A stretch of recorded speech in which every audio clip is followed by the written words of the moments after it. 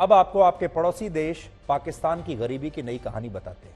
पाकिस्तान की आर्थिक स्थिति इतनी खराब हो चुकी है कि वहां की सरकार के पास बिजली का बिल भरने के भी पैसे नहीं है। नौबत यहां तक आ गई है कि प्रधानमंत्री शहबाज शरीफ अपनी कैबिनेट की बैठक भी अब दफ्तर के कॉन्फ्रेंस रूम की जगह खुले आसमान के नीचे कर रहे हैं ताकि बिजली का बिल बच सके। और पैसा बचाने के लिए पाकिस्तानी सरकार ने कई नए फैसले लिए हैं। अब पाकिस्तान में सारे बाजार रात 8:30 बजे बंद कर दिए जाएंगे। पाकिस्तान में शादी के जश्न को भी 10:30 बजे तक रात में खत्म करना होगा, क्योंकि मैरिज हॉल भी रात 10:30 बजे तक बंद हो जाएंगे। ऐसा करके पाकिस्तान 60 अरब रुपए बचाएगा। पुरानी तकनीक वाले पंखों का उत्पादन जुलाई से बंद कर दिया जाएगा, जिससे 22 अरब रुपए बचेंगे, क्योंकि जो पुरानी तकनीक के पंखे हैं ये ज्यादा बिजली खींचते हैं, इसलिए इन पंखों का इस्तेमाल भी बंद कर देंगे। सरकारी इमारतों में 30% बिजली का इस्तेमाल कम किया जाएगा, उससे 62 अरब रुपए की बचत होगी। और पाकिस्तान सरकार का तर्क है कि अगर बाजार बंद होंगे तो लोग अपने घरों को जल्दी लौटेंगे, जिससे उनका लाइफस्टाइल बदलेगा, साथ ही पैसे भी बचेंगे। लेकिन अब सवाल पूछा गया जब ये कि इससे पाकिस्तान की अर्थव्यवस्था को नुकसान होगा या फायदा होगा। अगर बाजार बंद हो गए तो अर्थव्यवस्था का क्या होगा? तो पाकिस्तान के रक्षा मंत्री ख्वाजा आसिफ ने क्या तर्क दिया, आप सुनिए। तो बिना सिर पैर का जवाब बता रहा है कि पाकिस्तान की सरकार ने बिजली बचाने की कोई तैयारी असल में की नहीं है, बल्कि वो अपनी नाकामी की सजा वहां की जनता को दे रहे हैं। उनके टैक्स के पैसे से पाकिस्तान की सरकार और खास तौर पर पाकिस्तान की सेना अय्याशी कर रहे हैं, जबकि पाकिस्तान के लोग अंधेरे में बैठे हैं। हालत तो यह है कि पाकिस्तान के पास अब रेल चलाने के पैसे भी नहीं बचे। वहां की रेलवे के पास कुछ ही दिनों का डीजल बचा है, जिससे अब वो बस कुछ ही दिन अपनी ट्रेन चला पाएंगे। डीजल खरीदने के लिए पैसे नहीं है और ट्रेन ड्राइवर्स को दिसंबर महीने की तनख्वाहें नहीं मिली हैं। अगर डीजल नहीं मिला तो जल्द ही पाकिस्तान में ट्रेन बंद हो जाएंगी।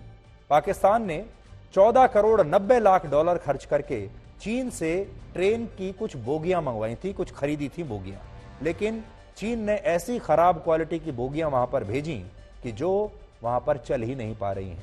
मजेदार बात यह है कि पाकिस्तान ने इन बोगियों की जांच के लिए 88 इंजीनियर्स भी चीन भेजे, जिन पर प्रतिदिन 7.7 लाख का खर्चा आया था। जांच के बाद ही ये बोगियां पाकिस्तान भेजी गईं, लेकिन पाकिस्तान जब पहुंची तो पता चला कि चीन ने ये खराब बोगियां पाकिस्तान को भेज दी हैं। अब ये ऐसे ही खड़ी हैं।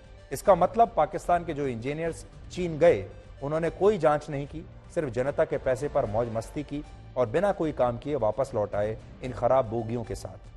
पाकिस्तान की सरकार अपने देश का विकास कभी भी नहीं चाहती थी। उन्हें सिर्फ आतंक को बढ़ावा देना है, सेना को अय्याशी के लिए फंड देना है और आतंकवादियों को फंड देना है।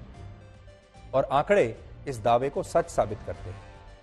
बीते जुलाई से नवंबर महीने तक पाकिस्तान की सरकार ने अपनी सेना पर 18,800 करोड़ रुपए खर्च किए, लेकिन विकास के कामों पर केवल 4,300 करोड़ रुपए लगाए।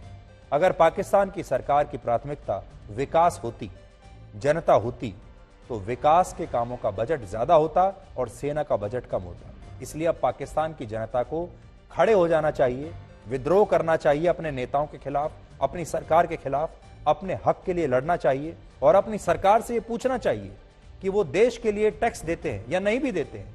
लेकिन ये देश सारा पैसा आतंकवादियों की ट्रेनिंग पर खर्च कर रहा है। पाकिस्तान की जनता को अपनी सरकार से यह कहना चाहिए कि उन्हें कश्मीर नहीं चाहिए, उन्हें सेना नहीं चाहिए, उन्हें एक अच्छा जीवन चाहिए, उन्हें रोटी, कपड़ा और मकान चाहिए। असल में पाकिस्तान में हो यह रहा है कि पाकिस्तान की सरकार, वहां की सेना पाकिस्तान की जनता को झूठा सपना दिखाती है कश्मीर का।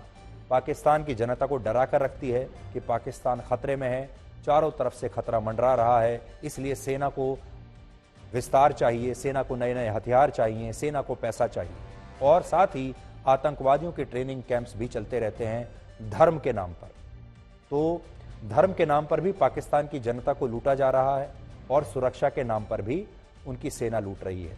धर्म के नाम पर आतंकवादी लूट रहे हैं और सुरक्षा के नाम पर सेना लूट रही है। अब वहां के लोगों को यह मांग करनी चाहिए कि जो पैसा सरकार सेना पर खर्च कर रही है कश्मीर में आतंकवादियों को पालने के लिए खर्च कर रही है, उसे देश के विकास पर खर्च होना चाहिए। उस पैसे से लोगों को रोटी, कपड़ा और मकान मिलना चाहिए। अब आप खुद ही सोचिए, पाकिस्तान ऐसी स्थिति में है, पाकिस्तान पर आज कौन हमला करेगा? पाकिस्तान को किस देश से खतरा है? लेकिन फिर भी पाकिस्तान लगातार अपना रक्षा बजट बढ़ाता है, लगातार नए नए हथियार खरीद रहा है, लगातार अपनी सेना पर पैसा खर्च करता जा रहा है, जबकि उसे ये सब काम ये कम करके अपने देश की जनता का ख्याल रखना चाहिए।